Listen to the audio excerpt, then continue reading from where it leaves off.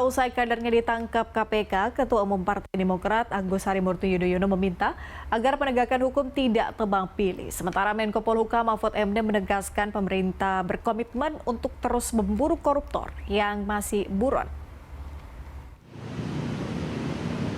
Ketua Umum Partai Demokrat Agus Harimurti Yudhoyono angkat bicara usai kadernya yang juga Gubernur Papua Lukas NMB dicokok KPK.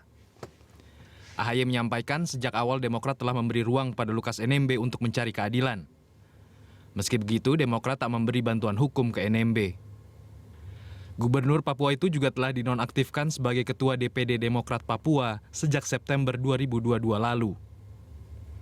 Namun begitu, AHY juga berharap agar penegakan hukum tak tebang pilih dalam mengusut suatu kasus. Pasalnya menurut AHY masih ada pihak-pihak lain yang terjerat kasus korupsi yang belum ditangkap hingga kini.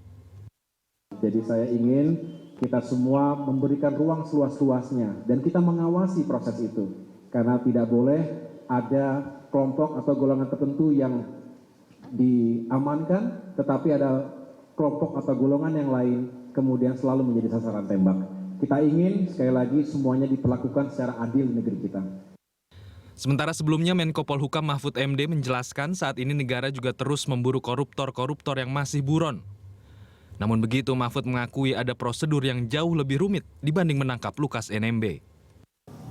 Yang Membramo itu ya, sama dengan yang Harun Masiku dan yang lain-lain, buron yang ada di luar negeri, itu tidak semudah mengambil Pak Lukas. Karena itu ada tata krama, bahkan tata hukum diplomasi, tata hukum antar negara, tata hukum kedaulatan, yurisdiksi hukum dan sebagainya. Sehingga itu kita proses pelan-pelan. Soal Membramo dan Harun Masiku misalnya sudah diindus tempatnya di mana, namanya sudah ganti, kita sudah tahu juga.